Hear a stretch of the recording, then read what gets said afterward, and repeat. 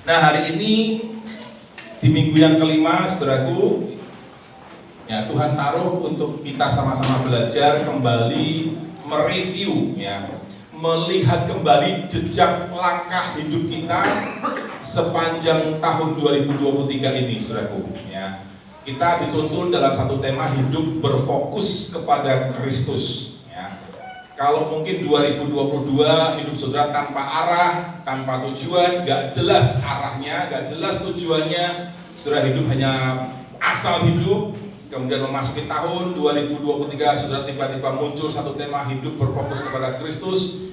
Biarlah ini menjadi satu pegangan, menjadi satu tujuan fokus hidup kita yang baru di tahun 2023 ini. Kenapa kita perlu hidup berfokus kepada Kristus? Supaya kita bisa bangkit dan kita menjadi pemenang. Yang mau katakan amin. Ya. Selain hidup berfokus kepada Kristus, hal yang penting yang lainnya yang kita perlu praktekkan dalam hidup kita sehari-hari. Hidup berfokus kepada kekekalan. Ya. Kekekalan itu sesuatu yang selama-lamanya di mana kita akan hidup di dalamnya. Dunia sebelum diciptakan sudah ada kekekalan. Allah itu kekal, Bapa yang kekal. Jadi sebelum segala sesuatu ada, Dia, Allah, Bapa kita sudah ada lebih dulu. Ya, Dia adalah Alfa dan Omega, Dia yang awal dan yang akhir. Dari kekekalan akan kembali kepada kekekalan. Inilah peta zaman kehidupan saudara dan saya. Tuhan rancangkan kekekalan dalam hidup manusia. Ketika diciptakan dan ditempatkan di sebuah taman di Eden, Tuhan merancangkan manusia itu bisa hidup kekal bersama dengan Tuhan selama-lamanya, saudaraku. Namun karena dosa sudah masuk dan menguasai manusia, mengambil alih kedudukan Tuhan, yang tadinya Tuhan nomor utama, sebagai yang terutama dan yang utama dalam kehidupan manusia, tetapi dosa sudah mengambil alih. Dan sejak itu manusia jatuh dalam kuasa kendali dosa. Sehingga segala kecenderungan manusia selalu keinginannya adalah berbuat dosa, berbuat jahat. Tuhan menebus, ya, merancangkan sebuah penebusan. Penebusan itu harus dengan penumpahan darah, saudaraku. Ya, karena waktu itu belum datang wujud penebusnya, maka Allah Bapa merancangkan sebuah gambaran tentang sebuah korban dari binatang yang terbaik yang harus dikorbankan, yang tanpa cacat, tanpa celah, tanpa dosa, yang masih kudus tak bercela. Itulah domba yang pada zaman perjanjian lama itu dipersembahkan. Itu gambaran bahwa nanti sang penebus yang akan menumpahkan darah, Dia yang akan menjadi sang domba, anak domba Allah yang disembelih itu. Dia adalah sebagai korban yang tidak bercacat, tidak berdosa, tidak bersalah. Dia kudus, tanpa cacat, tanpa celah. Itulah makna di dalam perjanjian lama. Kenapa korban-korban penebus dosa yang diambil dilambangkan dengan binatang domba harus kudus, tak bercacat. Karena itulah gambaran Yesus nantinya. Dia yang akan mengambil alih, menggantikan korban binatang itu di zaman perjanjian baru. Ya. Nah, kemudian setelah penebusan terjadi masuk dalam perjanjian baru, manusia masih dikuasai dengan dosa, saudaraku. Ya. Dosa masih ada. Bahkan manusia terus mewariskan dosa itu kepada generasi-generasi selanjutnya. Karena ada istilah warisan dosa yang diwariskan dari manusia itu sendiri. Sehingga manusia kehidupannya ya masih tetap dikuasai oleh dosa. Padahal Tuhan sudah menyediakan jalan keselamatan itu. Namun masih banyak manusia yang menolak, tidak percaya kepada Sang Penebus itu. Bagi kita yang percaya dan menerima, mengakui Yesus sebagai Tuhan dan Juru Selamat, kita dibawa kepada ini, hidup kepada kekekalan. Kita akan dikembalikan seperti awal mula sebelum kita jatuh dalam dosa. Yang mengerti katakan amin. Jadi, kehidupan saudara dan saya, kesimpulan awalnya begini. Saudara hidup sekarang ini, sampai hari ini, di bumi, di dunia ini adalah sementara. Saudara tidak akan hidup selama-lamanya di bumi ini. Saudara, dikatakan dalam Alkitab bagi kita yang percaya, mengaku menerima Yesus sebagai Tuhan dan Juru Selamat, lahir baru. Kita dikatakan kita sebagai anak-anak Allah, kita sebagai ahli waris kerajaan sorga. Kita sebagai ahli waris dari janji-janji Bapa di sorga. Kita akan dibawa oleh Tuhan. Tuhan sudah persiapkan, sudah. Dengan Tuhan naik ke sorga itu, Tuhan berkata kan, aku menyediakan tempat bagimu, karena di rumah Bapakku banyak tempat tinggal. Aku pergi untuk mempersiapkannya bagimu. Dan suatu hari nanti, aku akan datang kembali menjemput kamu yang di bumi ini. Aku akan bawa engkau ke tempat di mana aku berada, yaitu di surga. Inilah tujuan kita hidup, saudaraku. Tujuan hidup saudara dan saya ini bukan dunia ini. Kalau saudara mengerti tentang hal ini, bahwa saudara hidup bukan untuk dunia ini, maka saudara akan mengerti apa yang harus akan saudara lakukan. Saudara gak akan habiskan hidup saudara gak akan sia-siakan hidup saudara untuk dunia. Saya ulang, ini highlightnya. Kalau saudara mengerti tentang konsep keselamatan ini, bahwa saudara sedang dibawa Tuhan untuk masuk pada kekekalan nanti, dikembalikan lagi ke kehidupan sebelum dosa jatuh masuk itu. Dan saudara tahu persis, sadar, saya ini berasal dari sorga, saya ini warga kerajaan sorga, saya ini anaknya Tuhan Yesus. Maka saudara akan hidup di dunia ini gak sembarangan. Saudara akan mengerti persis dan saudara akan mempersiapkan dengan benar-benar. Dan saudara tidak akan hidup dengan sembarangan. Karena saudara akan pergi kepada kehidupan kekekalan.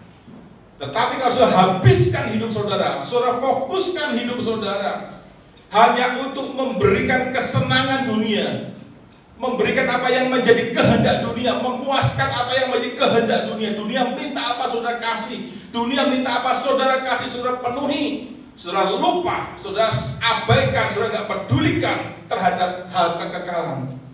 Saudara gak akan tiba, gak akan sampai kepada kekekalan ini. Firman Tuhan berkata, dunia ini sedang lenyap dengan keinginannya. Berarti kalau saudara mengasihi dunia, saudara hidup untuk dunia, memenuhi kehendak dunia, maka saudara sedang lenyap. Hati-hati, ya. Saudara berarti sedang lenyap. Saudara sekarang renungkan, apakah sampai detik ini hidup saudara masih terus mengasihi dunia dan semua apa yang di dalamnya? Kalau iya, ternyata saudara dapati seperti itu, hati-hati. Segera bertobat, segera sadari, ya, seperti anak bungsu itu, ya, anak yang bungsu itu. Setelah dia meninggalkan bapaknya, keluar dari rumah bapaknya, dia berfoya-foya hidup untuk dunia, tetapi di satu titik terendah dia, ya, dia sadar. Puji Tuhan, dia sadar, saudara. Alkitab menyatakan anak bungsu itu sadar. Setelah sadar apa? Dia bangkit. Setelah bangkit apa? Dia kembali kepada bapaknya. Dia datang kepada bapaknya dengan sebuah konsekuensi. Gak apa-apa, aku jadi karyawan, istilahnya begitu. Aku mulai dari nol lagi, gak apa-apa. Aku gak terima hak-hakku, aku gak terima apa istilahnya pemberian dari bapak sebagai seorang anak, gak apa-apa. Yang penting aku diterima dulu oleh bapak. Yang penting aku bersama-sama dulu dengan bapak. Yang penting aku menyenangkan dulu hati bapak. Masalah yang lain-lain dia nggak pedulikan.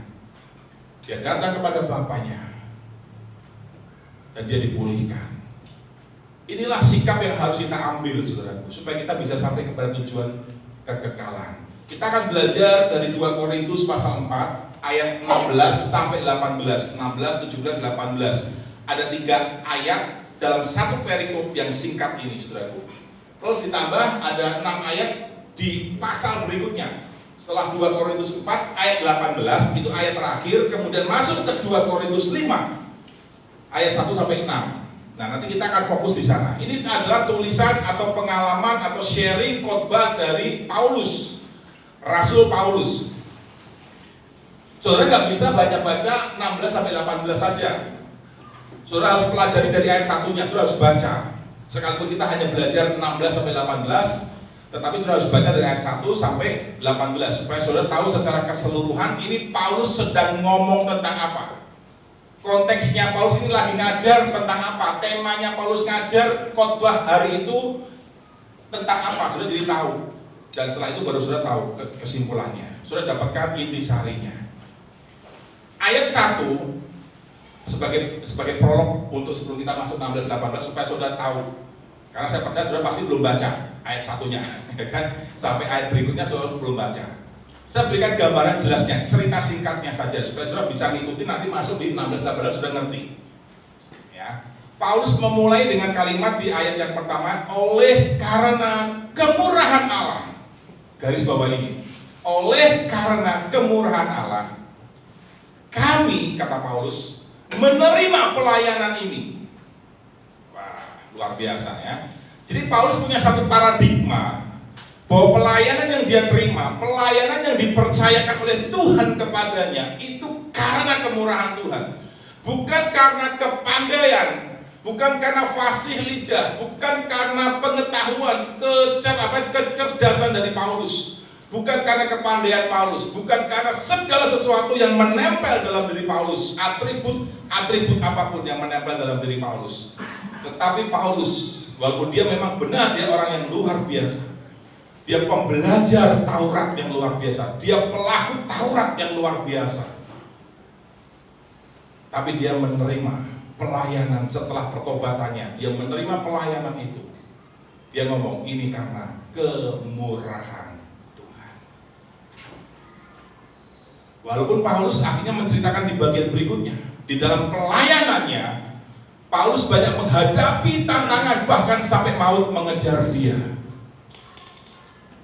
Ketika dia menginjil, ketika dia memberitakan kabar baik, menceritakan tentang keselamatan di dalam Yesus Kristus, satu-satunya jalan keselamatan yang diberitakan oleh Paulus. Kemana-mana Paulus memberitakan hanya satu nama, Yesus Kristus Tuhan. Itulah inti dan isi pemberitaan Paulus di mana-mana. Memfokuskan jemaat supaya percaya kepada Yesus, menerima Yesus sebagai Tuhan dan Juru Selamat.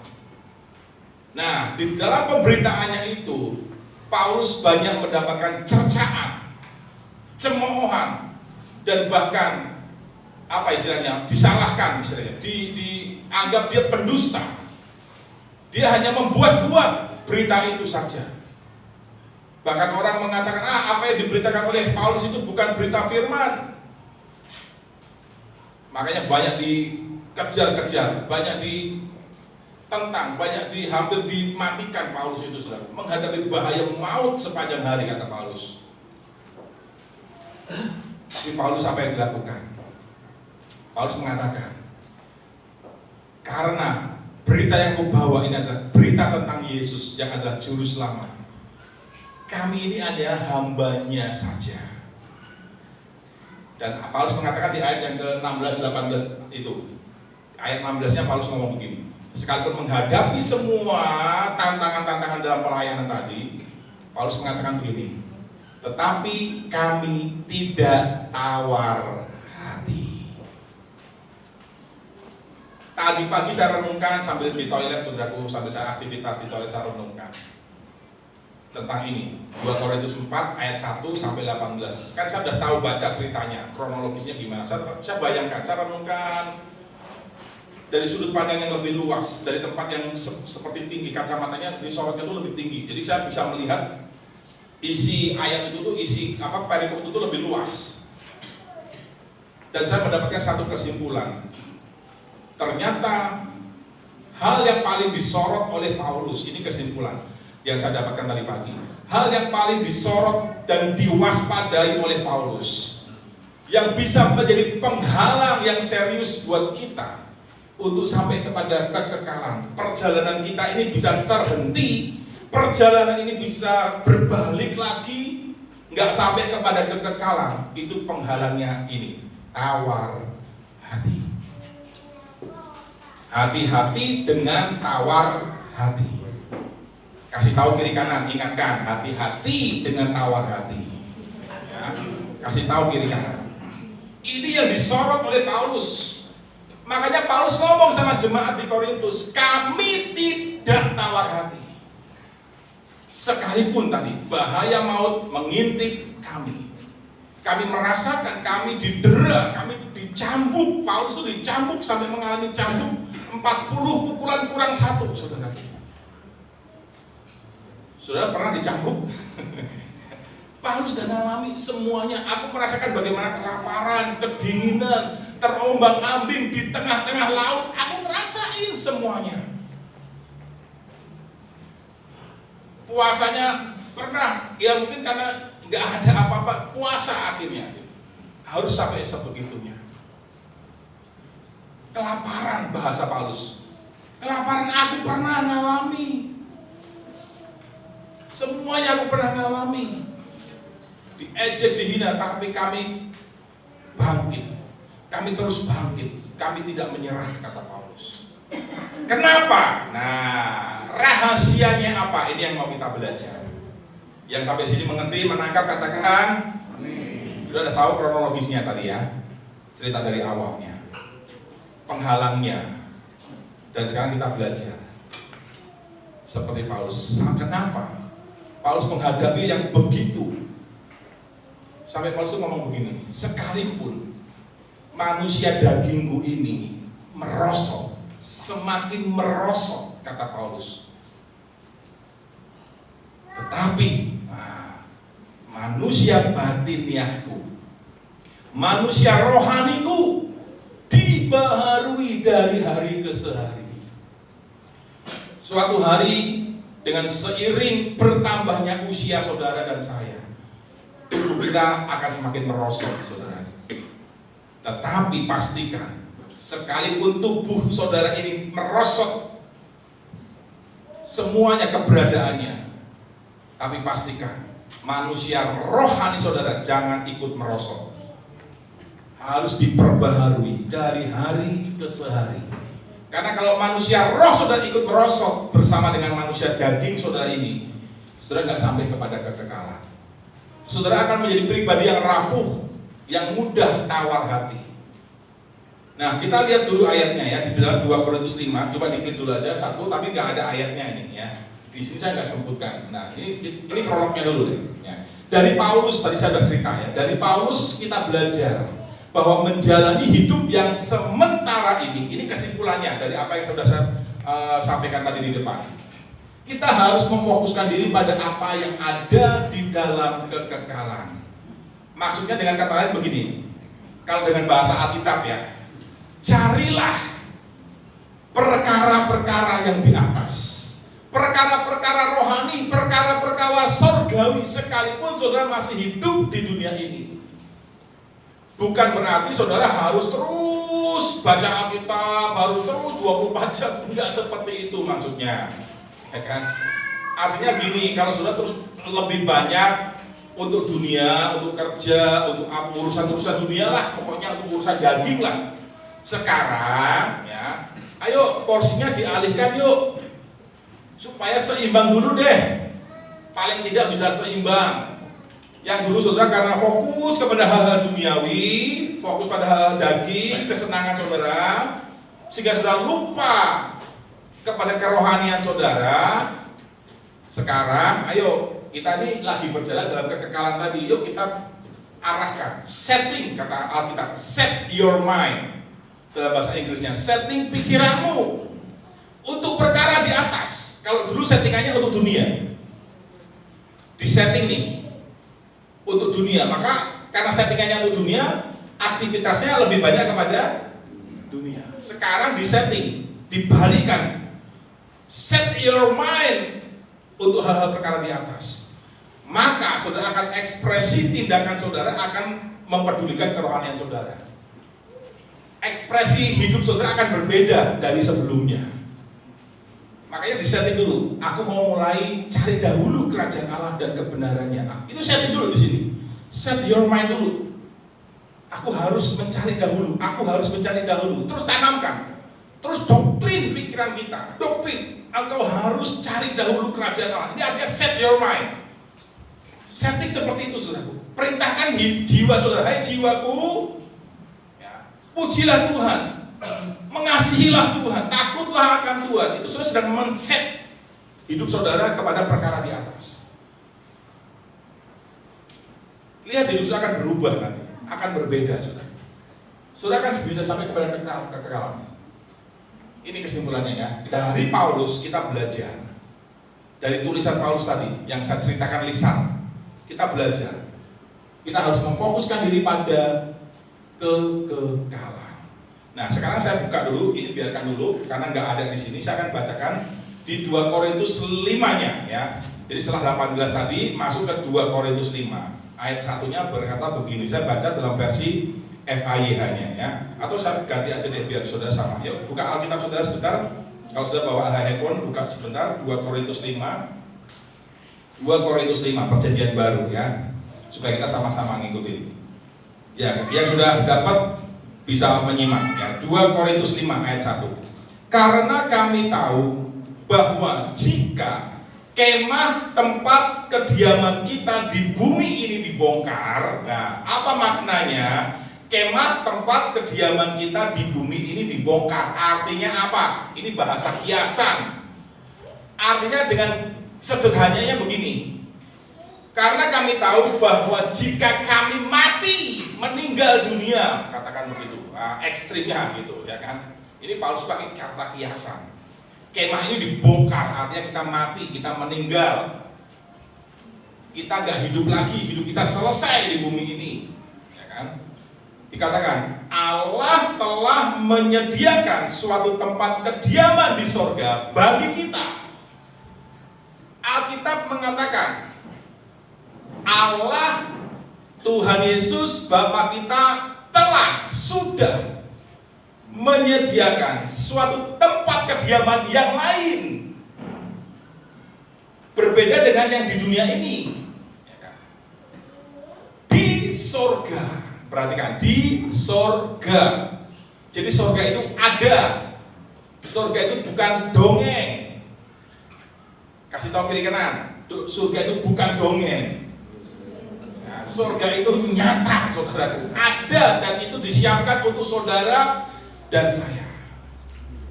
Bagi yang apa? Bagi yang finish, ya kan? Bagi yang percaya kepada Yesus, dan percaya itu kan ada iman dan perbuatan, ya kan? Itu harus seiring, iman dan perbuatan. Perbuatannya mencerminkan imannya, imannya tercermin dari perbuatannya. Setia sampai akhir, hidup dalam kebenaran, akan sampai kepada kekekalan. Perhatikan ini, suatu tempat kediaman yang kekal. Alkitab bilang surga, sebuah tempat kediaman yang kekal. Kalau ada yang tanya surga itu apa? Ya, surga secara apa harafiahnya lah, katakan begitu, hurufiahnya. Surga itu artinya suatu tempat kediaman Allah. Ya, surga tempat kediaman Tuhan, pencipta kita, yang namanya Yesus Kristus. Yesus berasal dari surga. Dia naik ke surga, dia kembali ke surga karena dia berasal dari surga. Gak ada siapapun di bumi ini manusia yang kembali ke surga, gak ada. Kan menyebut apapun dia, pakai gelar-gelar apapun, pakai sebutan apapun, pakai istilah apapun, gak ada yang pernah kembali ke surga lagi. Ya, cari literatur apapun, hanya Yesus yang kembali ke surga karena dia berasal dari surga.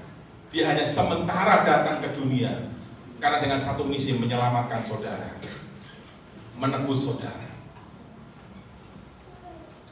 Yang kekal, ya, yang tidak dibuat oleh tangan manusia. Oh, surga itu satu tempat yang tidak dibuat oleh tangan manusia.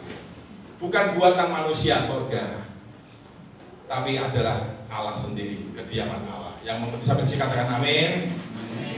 Ya, inilah. Sekarang sudah tahu, oh iya ya, ternyata hidup saya ini sekarang ini sementara ya. Suatu hari tubuh ini, kemah ini akan dibongkar, akan mati. Tapi ternyata bagi kita yang percaya, yang terima Yesus, yang mengakui dan hidup sesuai dengan firman-Nya, ada sebuah jaminan sebuah jaminan, saudaraku, bahwa ternyata hidup kita di dunia ini, bagi kita yang sekali yang percaya ya, yang tadi yang saya sebutkan tadi, masih ada kelanjutannya, masih ada terusannya, belum selesai. Tapi bagi kita yang nggak percaya, bagi kita yang menolak, bagi kita yang mencemooh firman-Nya, ya kita beda kekekalannya nanti. Ada satu tempat lagi di mana itu diciptakan. Tempat itu adalah untuk iblis. Iblis akan dihukum di sana. Jadi iblis itu sebagai terdakwa dan terhukumnya di neraka, bukan penyiksa. Iblis pun disiksa di sana, saudara. Jadi selama ini kan kita dengar mungkin kan cerita-cerita, wah nanti di neraka disiksa sama iblis. Hati-hati guru-guru sekolah minggu kalau ngajar ini. Jangan sampai anak-anak terkonsepnya salah. Nanti iblis, kamu disiksa iblis loh di neraka. Enggak, saudaraku, iblis disiksa di sana. Ditemenin siapa? Ya buat siapa kita yang temenin nanti, yang nggak percaya, yang menolak, yang menghina, yang menista dan sebagainya tadi itu, yang nggak bertobat, yang menyangka satu-satunya juru selamat, hidupnya sana sama iblis itu. Iblis adalah bapak pendusta. Ya kan? Kalau bagi kita yang suka berdusta, tipu-tipu, itu bapaknya iblis. Ya. Dan akan ditemani nanti suatu hari menemani iblis di neraka. Karena iblis adalah bapak pendusta itu. Bapaknya pencuri itu iblis. Bapaknya pembunuh itu iblis. Bapaknya pembinasa itu iblis. Iblis mendatang hanya untuk mencuri, membunuh, dan membinasa. Saudara masih mau mengasihi iblis? Hidup untuk iblis masih mau, saudaraku? Memang saudara akan dibawa melambung sama iblis. Tapi suatu hari titik tertentu kau akan dibanting oleh iblis, saudara. Itu akan dihancurkan di situ. Next berikutnya. Bagaimana sekarang kita berfokus pada kekekalan? Next, satu. Yang pertama, saudara harus pastikan hidup saudara harus memandang kepada kemuliaan. Pandang kepada kemuliaannya, bukan kepada penderitaannya. Sebab penderitaan ringan yang sekarang ini, dahsyat loh saudaraku. Paulus itu penderitaannya wah top banget saudaraku. Saudara baca hidup tentang Paulus, mulai dari Paulus tuh mulai dari Kisah Rasul ada sedikit ya, kemudian seterusnya tulisan-tulisan Paulus saja. Kisah Rasul ditulis oleh Lukas. Nah setelah itu ada cerita tentang Paulus. Ada di sama Lukas sudah ditulis di Kisah Para Rasul tentang pertobatannya di Kisah 9. Ya, Kisah 9 itu tentang pertobatan Paulus, sudah ditulis oleh Lukas di situ. Nah, pelayanannya sudah bisa baca setelah seterusnya itu nanti ya. Dia ngomong, ini Paulus ngomong begini, penderitaan ringan yang sekarang ini mengerjakan bagi kami kemuliaan kekal yang melebihi segalanya, jauh lebih besar, jauh lebih mulia daripada penderitaan kami. Ini saudara menderita nggak sih di dunia ini? Di dunia ini menderita nggak? Oke lah, katakan sama menderita. Bohong kalau enggak. Pasti sama menderita. Mengeluh. Aduh, hidup kok gini-gini banget sih. Ya kan? Mengeluh. Paulus juga ngomong ada. Sementara kita mengenakan kemah kita yang sekarang ini, kita mengeluh. Paulus ngomong, kita mengeluh. Tetapi ingat, Paulus ngajari kita pagi hari ini, penderitaan apapun yang saudara alami, yang saya alami, ingat, saudara harus berkata seperti ini, ini penderitaan ringan banget. Coba berani ngomong gak saudaraku? Penderitaanku sekarang ringan banget. Coba praktek saudaraku. Berani gak ngomong begitu? Ya. Ada yang berani? Semua ngomong berani? Sama-sama ya, beraninya keroyokan ya. Sendiri berani sudah tuh. Ketika saya mengalami penderitaan, ringan. Apa yang aku alami sekarang nggak sebanding dengan kemuliaan yang nanti aku akan terima. Asal penderitaannya atas kehendak Tuhan ya, bukan atas kesalahan kita, saudara. Kalau dengan kesalahan saudara harus bertobat, nggak ada obat lain, nggak ada jalan lain, bertobat saja sudah, berbalik, selesai, saudaraku. Minta ampun sama Tuhan. Ya. Tapi kalau atas kehendak Tuhan, sudah tahu persis, sudah percaya, sudah yakin, sudah cek and recheck, ini bukan karena kesalahan saya, ya, tapi memang Tuhan kehendaki, sudah berani ngomong, Tuhan, terima kasih, penderitaan ini ringan. Amin. Selama ini kita tuh lebih banyak fokus kepada mana? Kepada siapa? Penderitaan. Lihatnya penderitaan. Yang kebayang penderitaan, masalah. Tapi kita jarang atau nggak pernah lihat di balik penderitaan itu, di balik salib itu ada kemuliaan. Kalau Yesus tidak berhasil sampai kepada karya salib, jalan salib itu, tidak ada kemuliaan. Filipi mencatat, setelah Yesus disalibkan itu, sampai pada finishnya, Filipi mencatat, kepada Yesus diberikan nama di atas segala nama. Wah, yang dengan nama itu semuanya percaya, bertekuk lutut, misalnya begitu, tunduk. Langit, laut bergelora. Wah, siapakah orang ini sehingga laut pun taat kepada dia waktu terjadi angin ribut. Semuanya sudah diberikan segala kuasa di surga, di bumi, di langit, di bawah bumi sekalipun. Berarti di neraka pun penguasanya adalah Yesus. Penguasa neraka siapa, saudaraku? Yesus penguasanya, bukan iblis. Saudara perhatikan ini. Ayo, sebagai seorang yang menjadi pengikut Kristus, menjadi murid Kristus, saudara harus berani pikul salib.